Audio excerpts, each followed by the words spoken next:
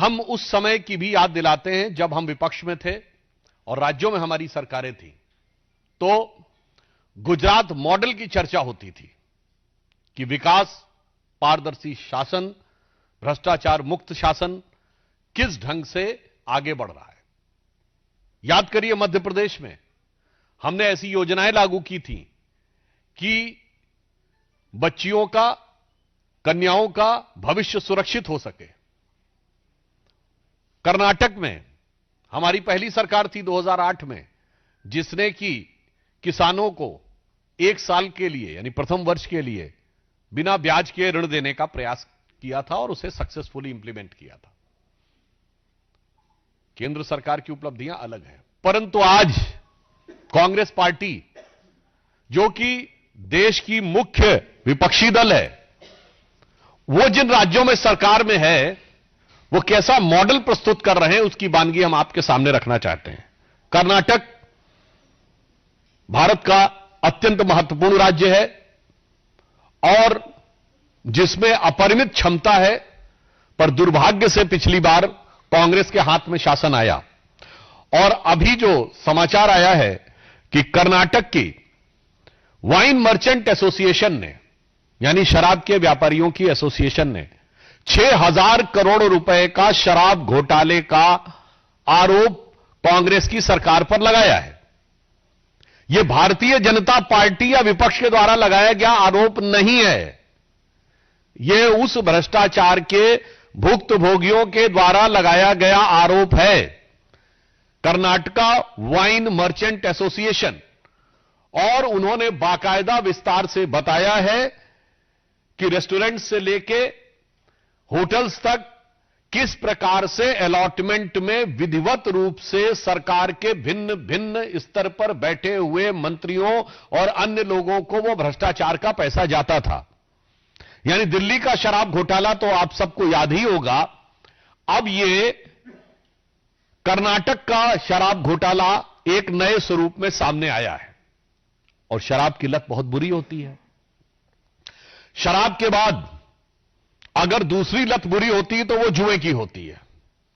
तो कर्नाटक में चित्रदुर्ग के कांग्रेस के एमएलए ईडी के द्वारा ऑनलाइन सट्टेबाजी के मामले में मनी लॉन्ड्रिंग के आरोप में आरोपित हुए हैं और वो पहले भी अरेस्ट रह चुके हैं। अर्थात कर्नाटक कांग्रेस की सरकार, जो पहले भी दलित समाज के लिए स्थापित वाल्मीकि योजना का पैसा उड़ाती हुई, भ्रष्टाचार करती हुई, जो मूडा स्कैम में जमीन के घोटाले करते हुए दिख चुकी है, वो अब कर्नाटक में शराब और जुए, इन 2 चीजों में आरोपित होकर गहरे सवाल खड़े हो रहे हैं। अच्छा, शराब और जुए के बाद तीसरी लत आती है लड़ाई की। तो उनका मॉडल का तीसरा हिस्सा है कि मुख्यमंत्री और उप मुख्यमंत्री जबरदस्त तरीके से लड़ाई लड़ते रहते हैं। यह वैसे कांग्रेस का स्थायी मॉडल है।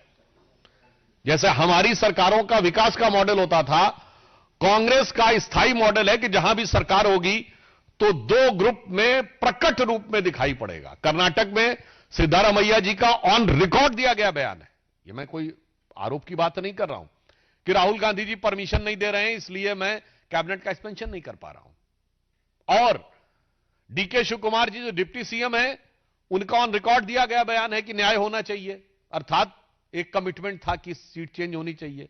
छत्तीसगढ़ में तो भूपेश बघेल जी बनाम केएस सिंहदेव, तो राजस्थान में अशोक गहलोत जी बनाम सचिन पायलट, तो हिमाचल में सुक्खू साहब बनाम विक्रमादित्य जी। तो यह कांग्रेस का स्थायी मॉडल है। इसलिए मैं यह कहना चाहता हूं कि कर्नाटक की जनता ने जो बड़ा जनादेश कांग्रेस को दिया था, उसके साथ बहुत बड़ा धोखा और छल कांग्रेस ने किया है। शराब, जुआ और लड़ाई, ये 3 चीजें देखने को मिल रही हैं और इसमें कांग्रेस इस कदर मदहोश है कि उसे विकास और कर्नाटक की जनता के हित का होश नहीं रहा है। उन्हें समझाने पर भी कोई बात समझ में नहीं आ रही है। तो उनके लिए एक पंक्ति ध्यान आती है कि कांग्रेस मानो यह कह रही हो कि मुझको यारों माफ करना, मैं नशे में हूं और बोतल में मैं में नशा। यहां पे मैं का मतलब शराब होता है ना, बोतल में मैं में नशा और मैं नशे में हूं। तो वो मोदी विरोध के नशे में इस कदर धुत हैं कि अब जहां जहां सत्ता में हैं वहां पर वो समाज कल्याण, जन विकास का कोई कार्य न करते हुए सिर्फ भ्रष्टाचार में आकंठ डूबकर और अपनी स्वार्थ सिद्धि में और समाज को तोड़ने बांटने में लगे हुए हैं। दूसरा विषय जो हम आपके ध्यान में लाना चाहते हैं, अभी हाल ही में कोलकाता उच्च न्यायालय ने पश्चिम बंगाल सरकार को एक कड़ा निर्देश दिया कि सीमा सुरक्षा बल, बॉर्डर सिक्योरिटी फोर्स के द्वारा भारत बांग्लादेश सीमा पर, जिसमें तकरीबन 9 जिले पश्चिम बंगाल के आते हैं, वहां फेंसिंग के काम के लिए जो भूमि आवंटन की प्रक्रिया थी वो तत्काल करके 31 मार्च 2026 तक सूचित की जाए। यह राष्ट्रीय सुरक्षा की दृष्टि से अत्यंत महत्वपूर्ण कदम है, परंतु यह एक बहुत दुखद, दुर्भाग्यपूर्ण और विचलित करने वाला प्रश्न उठाता है।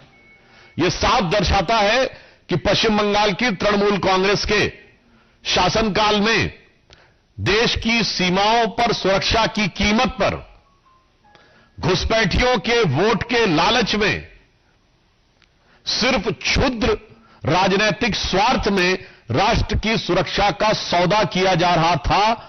उच्च न्यायालय का निर्णय एक प्रकार से उनकी नीतियों पर करारा प्रहार है, जिसे अगर मैं एक पंक्ति में कहूं तो इस निर्णय के बाद वो नकाब उठ गया है कि पश्चिम बंगाल की तृणमूल कांग्रेस सरकार घुसपैठिया परस्त है और उसके शासनकाल में राष्ट्रीय सुरक्षा संकटग्रस्त है।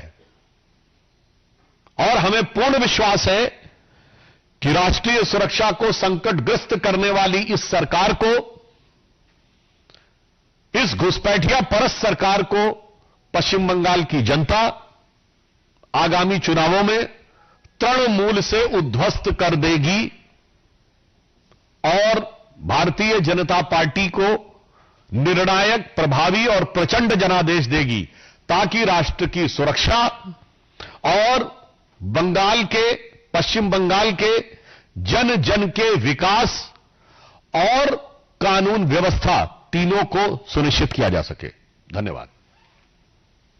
आप लोगों को प्रश्न तो साधारण आमंत्रित है। हामिद अंसारी ने कहा है कि जितनी विदेशी लुटेरे नहीं हैं हिंदुस्तानी, तो कहा कि अफगानिस्तान एक बड़ा हिस्सा था भारत का इस समय पे, वो लोधी और गजनवी भारतीय थे। देखिए, मुझे लगता है कि लुटेरों को अपने से जोड़ते जोड़ते समाज का कुछ वर्ग अब पूरे भारत को लुटेरों से जोड़ने लगा है।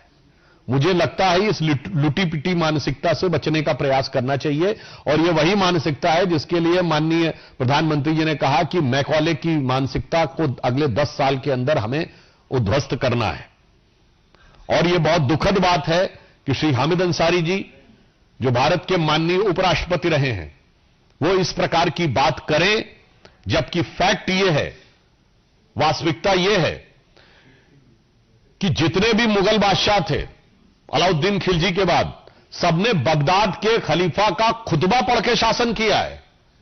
जैसे जितने वॉइसरॉय थे वो किंग या क्वीन के बिहाफ पे शासन करते थे, उसी प्रकार समस्त मुगल बादशाह बगदाद के खलीफा के प्रतिनिधि के रूप में शासन करते थे। और मुझे लगता है कि हामिद अंसारी साहब इतने पढ़े लिखे व्यक्ति हैं, उन्हें तो पता होना चाहिए कि गजनी के साथ आए हुए इतिहासकारों ने क्या क्या लिखा है। कुतुबी ने खुद लिखा है कि मथुरा में कैसी लूटपाट की और क्यों की, धार्मिक आधार पर की। उस जमाने में गजनी के एक इतिहासकार मिनहाजुस सिराज ने अपनी किताब तबाकत नासरी में लिखा कि जो यहां से मूर्ति ले जाई गई, उनके 4 पार्ट किए गए। एक मूर्ति मस्जिद की सीढ़ियों के लिए, एक मूर्ति उसके महल के लिए, और 2 हिस्से मक्का और मदीना को भेजे गए। मुझे लगता है जब वहां के लोगों ने इतना लिखा है तो वो किस कारण से लुटेरों के प्रति इतनी आत्मीयता है, यह अपने आप में दर्शाता है कि एक रोगी मानसिकता है। और यह मुगल, मैकॉले और मार्क्स, ये M3M के कारण यह सारी की सारी समस्या उत्पन्न हुई है। और इसलिए इस प्रकार के विचारों को भारत की प्रबुद्ध जनता आज भली भांति समझ सकती है। और एक पॉइंट और कह दूं, आजकल इन विचारों को स्थापित कर पाना बड़ा मुश्किल होता जा रहा है जब से इंटरनेट का युग आ गया है। देखिए, जब प्रिंटिंग प्रेस आया था तो उसने यूरोप में बहुत बड़ी समस्या पैदा की थी, क्योंकि कुछ लोगों के हाथ में ज्ञान का स्रोत रहता था, अब किताबें छप कर जाने लगी थी। उसी प्रकार मुझे लगता है कि जो क्रिश्चियन थियोलॉजिस्ट थे उनके लिए चुनौती प्रिंटिंग प्रेस ने पैदा की थी। अब ये जो हार्डलाइनर फंडामेंटलिस्ट इस्लामिक थियोलॉजियंस हैं, इनके लिए इंटरनेट समस्या पैदा कर रहा है। ये मार्क्सिस्टों के लिए और मैकाले वालों के लिए इंटरनेट एक बड़ी चुनौती है, क्योंकि अब किसी भी सच को छुपाना इतना आसान नहीं है। दुष्प्रचार बहुत है इंटरनेट पे, मगर अगर कोई सतह पर जाना चाहेगा कि सच क्या है, तो वो कुछ घंटे की सर्च में लगभग 80 से 90% सच तक पहुंच सकता है। तो मुझे लगता है कि जो लोग चेहरे बदल के आते हैं, तो उनके लिए एक पंक्ति कह देना चाहता हूं कि सच जरा सा घटे या बढ़े तो सच सच न रहे, मगर झूठ की तो कोई इंतहा नहीं। लाख चेहरे बदल के आ जाते हैं ये, पर आईना कमबख्त झूठ बोलता ही नहीं। विकास चंद्रा जी। सर, मेरा सवाल है कि राहुल गांधी ने पहले शिकायत की कि 26 जनवरी के कार्यक्रम में तीसरी रो में बिठा दिया गया खड़गे जी को। कल मीटिंग में ठीक हुआ कि कुर्सी खाली रह जाएगी? नहीं, वो अनेक महत्वपूर्ण अवसरों पर नहीं रहे। माननीय उपराष्ट्रपति जी के शपथ ग्रहण के समय, संभवतः जहां तक मुझे ध्यान है मुख्य न्यायाधीश के शपथ ग्रहण के समय नहीं रहे, क्योंकि वो विदेश की यात्राओं में और संभवतः उसकी प्लानिंग में, और उस प्लानिंग के द्वारा भारत के अंदर विवाद उत्पन्न करने में और अपने इंडी गठबंधन के साथियों को निपटाने में इतना व्यस्त रहते हैं कि नेता प्रतिपक्ष के संवैधानिक दायित्व का निर्वाह करने का समय शायद उन्हें नहीं मिलता है।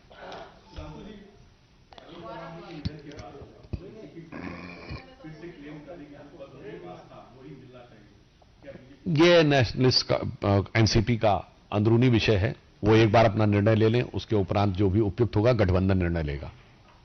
यूजीसी के नियमों पे सुप्रीम कोर्ट ने स्टे लगा दिया है, लेकिन पार्टी की क्या भावना है उसको? देखिए, चूंकि वह मामला सर्वोच्च न्यायालय में विचाराधीन है और न्यायालय ने उस पर स्थगन आदेश दे दिया है, इसलिए उस पर टिप्पणी करना उचित नहीं है। परंतु एक बात बहुत स्पष्ट है, पार्टी का विचार कि हम किसी के भी साथ अन्याय नहीं होने देंगे और न्याय सभी को सुनिश्चित करने के लिए हमारी सरकार प्रतिबद्ध है।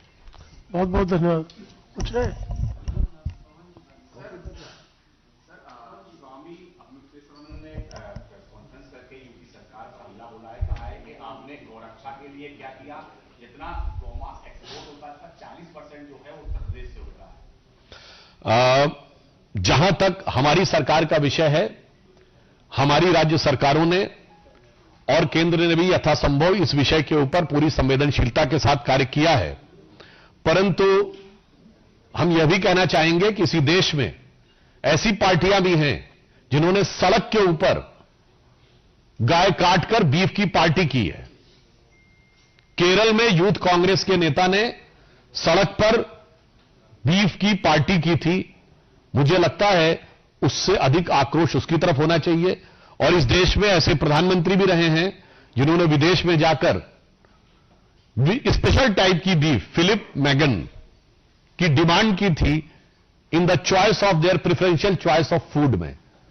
तो मुझे लगता है इस विषय के ऊपर हमें बहुत गंभीरता से विचार करना चाहिए और जो भी धर्मगुरु कहते हैं उनकी बातों को गंभीरता से लेना चाहिए।